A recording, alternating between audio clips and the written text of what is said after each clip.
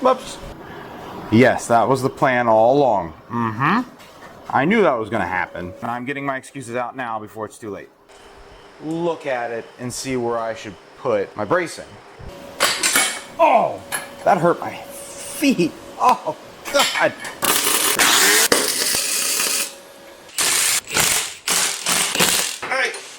Welcome back to the show. Today, or for the next couple days, week, month, however long this takes, I'm gonna make this frame fit under my tractor. First thing I gotta do, I gotta cut down here, and the extensions that I made last time, I gotta put on here.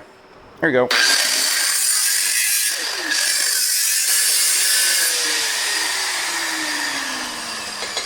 Now, if you can't tell already, this wall is significantly thinner than this, and this 1-inch pipe should, it does. Look at that. I figured it, I thought it would. This 1-inch schedule 80 fits right in there.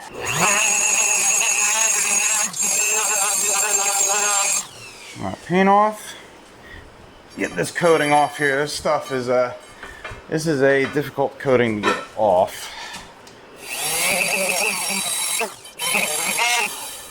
And to make sure your weld metal is as clean as possible no matter what process you use, because it just makes the welding that much easier. Now, I know you've been checking me out on this nice red shirt here. That's because Western Welder Outfitters have started sending me these shirts to try, and I really do love them a lot. A little humid up here right now, and I want to try and keep myself nice and cool, but I don't like getting burns on my arm just like everybody else, and this shirt does me wonders. If you want a nice welding shirt like this, head on to westernwelderoutfitters.com and you can use my codes and you can get 15% off anything on the store. All right, got the pieces cleaned off the best that they need to be.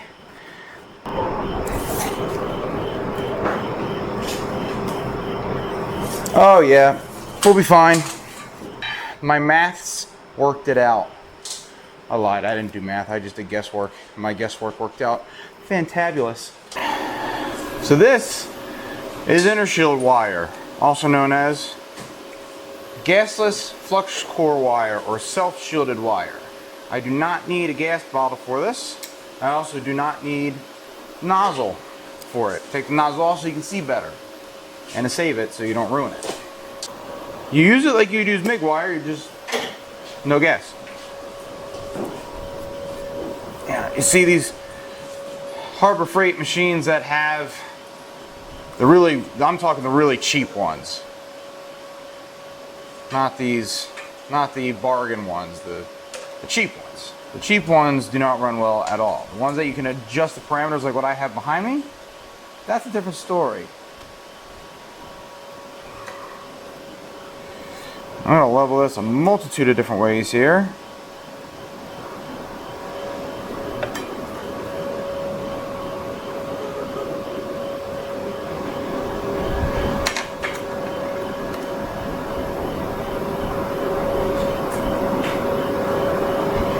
We're just going to go with that, and I am going to tack it.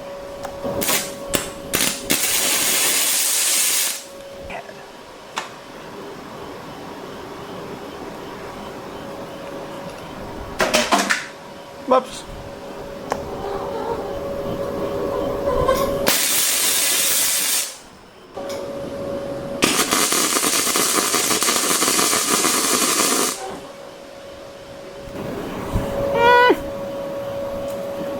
About there, looks pretty good.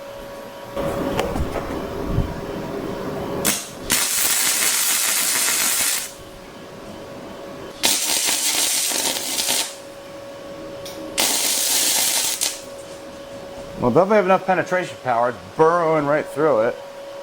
Now I got to do some measurements and triangulation and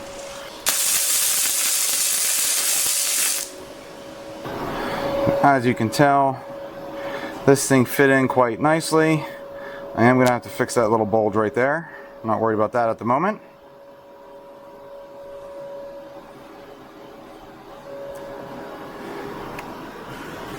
But it fits in nicely. Yes, that was the plan all along. I knew that was going to happen. Now, there's some controversy about gasless flux core or self-shielded flux core. People say it's not as high quality as MIG, not as high quality as TIG, and all this fun stuff. The strength of the weld depends on two things. A, how good the welder is, but also B, how strong the filler metal is. So this is E71T, 71,000 pounds of tensile strength. The same thing as, or very close to as, 7018 stick electrode. Also very close to 70S6 or 70S2. I just don't need to run gas. A lot of smoke that comes off, a lot of annoyance, a lot of spatter. Flux core can come out looking just as good as anything else in my opinion. You just gotta have a good wire. Now this wire is not very good, and I'm getting my excuses out now before it's too late. But that does not mean I can't weld with it.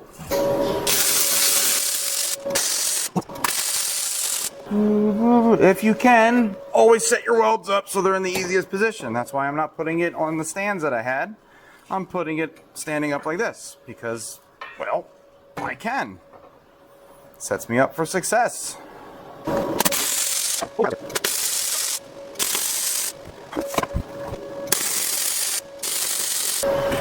See, it can come out pretty good.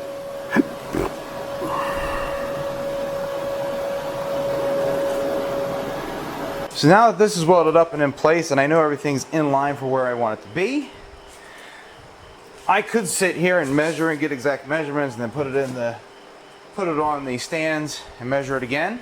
But I think what I'm going to do is just kind of look at it and see where I should put my bracing. We're going to do somewhere in this general area. Okay, right here. That's definitely going to be bracing. Yeah, right there. 14.5 inches. So I need two pieces about 14.5 inches long. I would put it up in my saw, but this piece is too long and won't fit in the space that I have in my garage here. So we're going to make a lot of noise late at night and use my grinding wheel.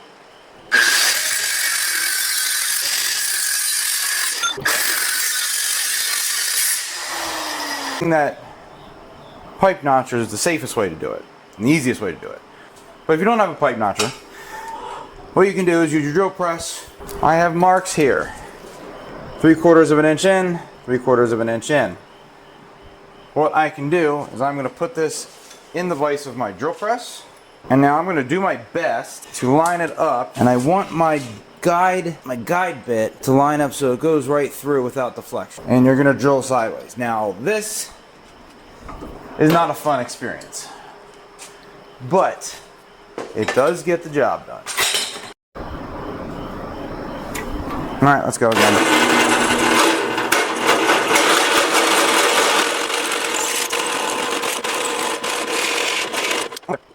Got it.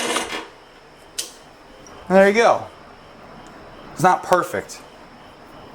If I had that pipe notcher with the correct bit, it would be perfect.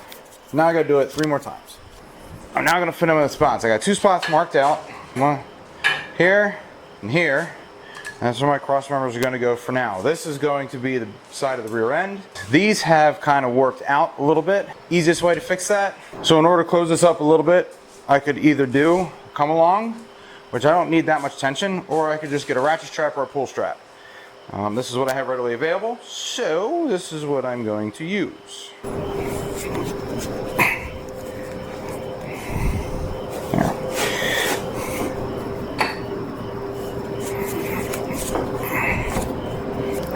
There's one, pretty close. I'm going to make sure it is in there.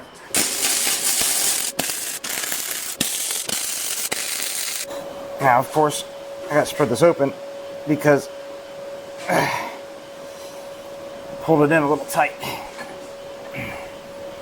Knew that was going to happen.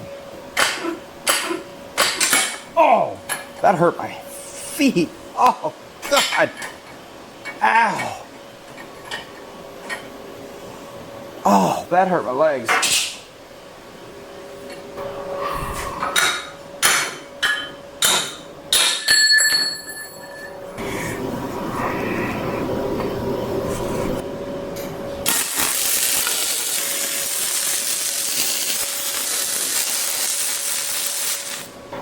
tacked up.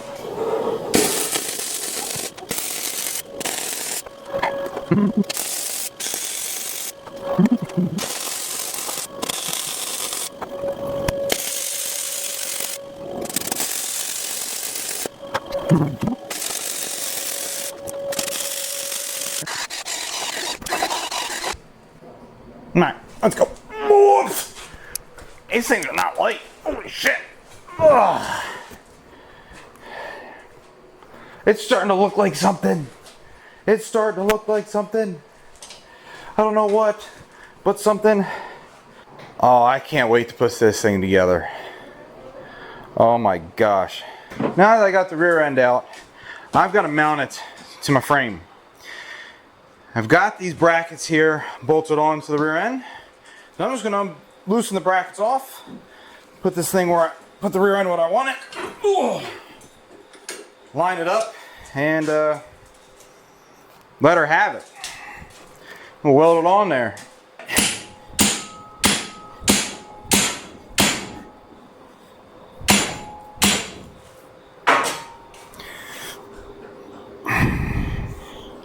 Yes, sir. I'll get that in there one way or the other.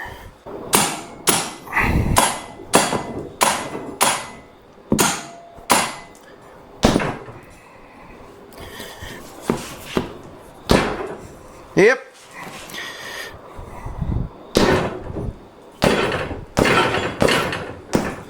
There we go. 55 inches right there. We will go with that. Now,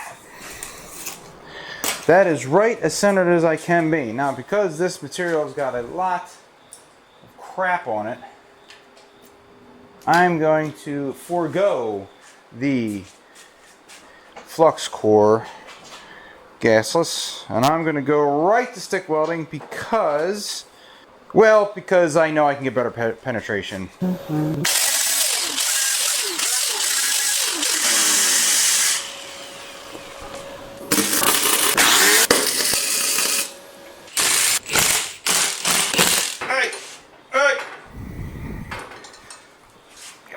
So I'm going to have to reinforce this somehow because how this is sitting right now, I just don't think that's going to be strong enough. I'm going to need to gusset down and down. So I need some metal. There's an idea. I don't know if it's a good idea, but it's an idea. Alright, so what I'm going to do to make this gusset, I'm going to measure from in here to in the corner, back on the other side of this pipe. So I got 2 inches by 2.5. So I can cut 2 pieces. Well, I'm going to cut 4 pieces. 2 by 2.5. And then what I'm going to do is use my hole saw bit and drill a hole in the corner. I need to drill 4 holes. I can take a piece of that pipe that I have left over. It'll go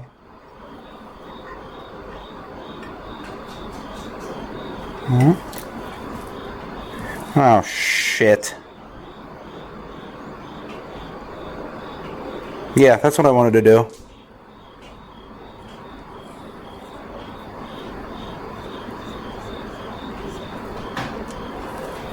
Like that.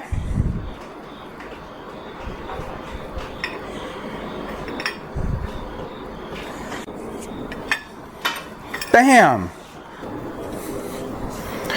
All right.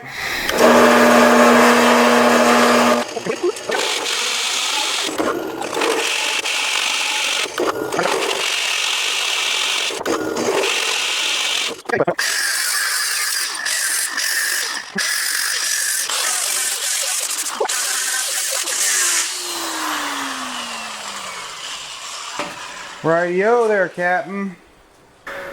Now I decided I'm going to do just 2 of these. I don't think I need to do 3. I could be wrong, but there's only one way to find out. I'm going to stick this in there like that. Get it tacked in where it's supposed to go. Weld it out good, man.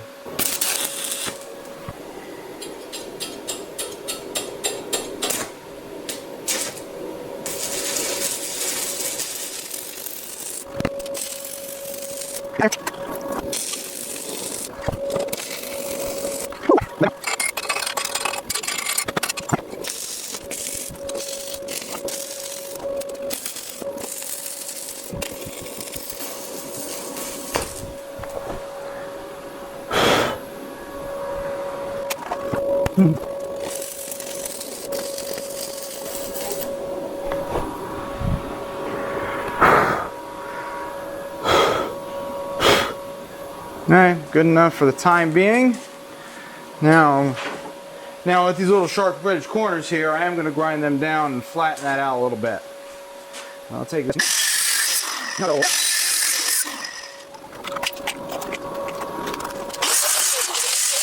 I gotta notch this pipe. Now, they make this thing called a pipe notcher, which I used on the trailer video, if you've seen it. And what I'm going to do, I'm going to take this. Now I have it fixed up into my drill press here. Make it a little easier on myself.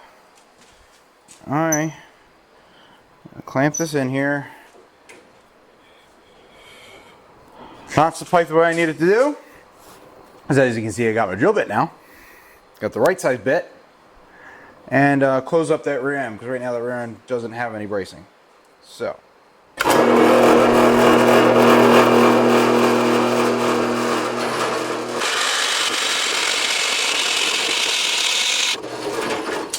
Oh, so much faster. So this is where I want to close up. I want to leave these ends open because I'm going to build off of it later. I'm not worried about it right now. But to close up this rear end so it's nice and strong, I'm measuring the inside to the inside, and that is 12 1/4 inches. So this side's already notched. I will come over here and I will measure from the inside of that cut right there to 12 1/4 inches. Now I've set this up so it's nice and level in the drill press. I can move this over, and now I know my cope cut is going to be right where it needs to be at 12 1/4 inches. Put that mark right on the outside of the bit right there. And like I said, I know the shaft is level. I know it's cutting straight cut down. I've already checked that. So I'm going to take my level this up the best I can. It looks to be pretty close right there. Now that that's done, I can use this pipe coping tool to cut where I need it to cut.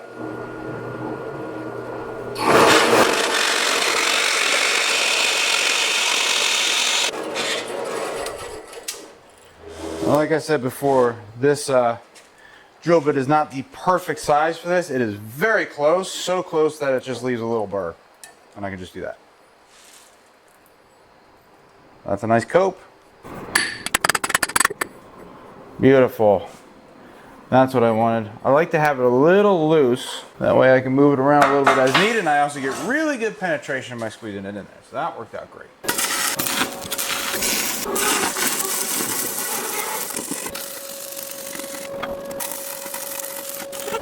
Beautiful.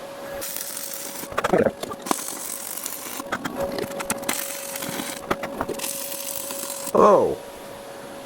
Don't catch that tire on fire. Yes, sir. Alright, so I got to get this pulley off, and it's seized on there really good. It's not coming off. So I'm going to cut this end. And I got an old Pitman arm puller that I'm going to weld on here and see if that won't extract it.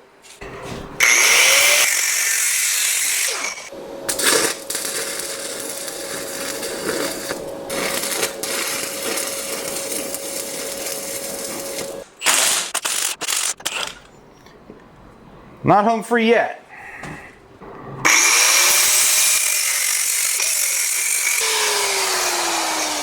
All right.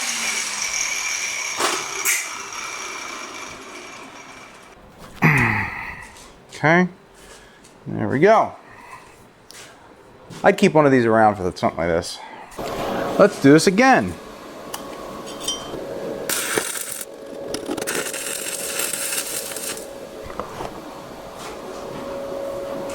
An eighth of an inch.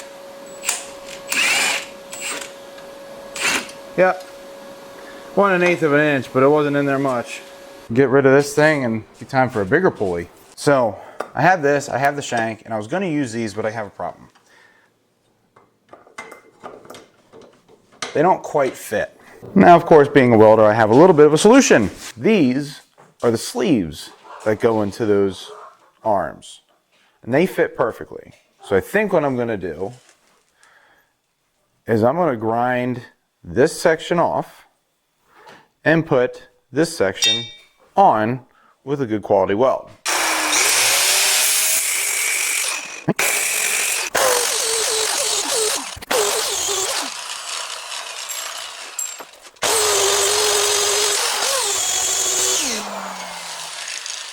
I took this insert piece and rounded out, I don't know if you can see that, and opened it up a little bit in order to fit a 1/2-inch bolt. And I drilled it just a little bit bigger and barely any slop at all. I will tap that to the size that I need, but first I'm going to get this thing welded in. Well, first thing I'm going to do is I'm going to grind a little bit of a bevel on here. Give myself more surface area for better connection.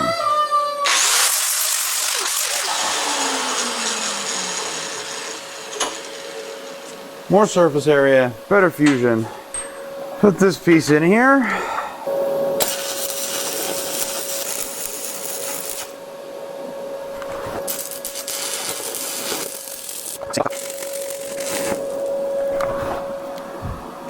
So I am going to have to shave these welds down.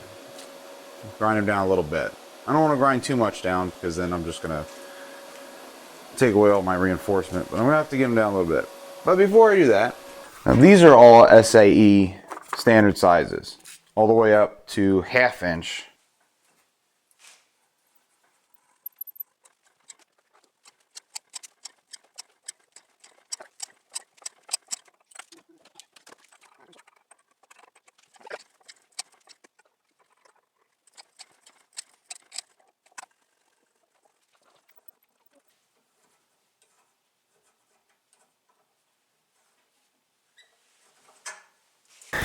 A little bit of oil just to get it moving a little bit.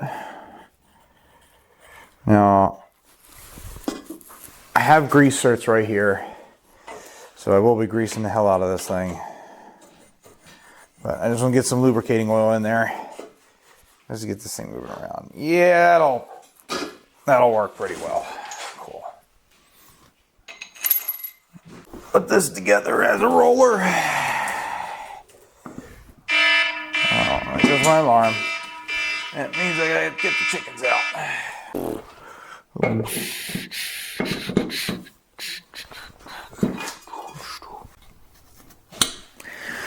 Beautiful.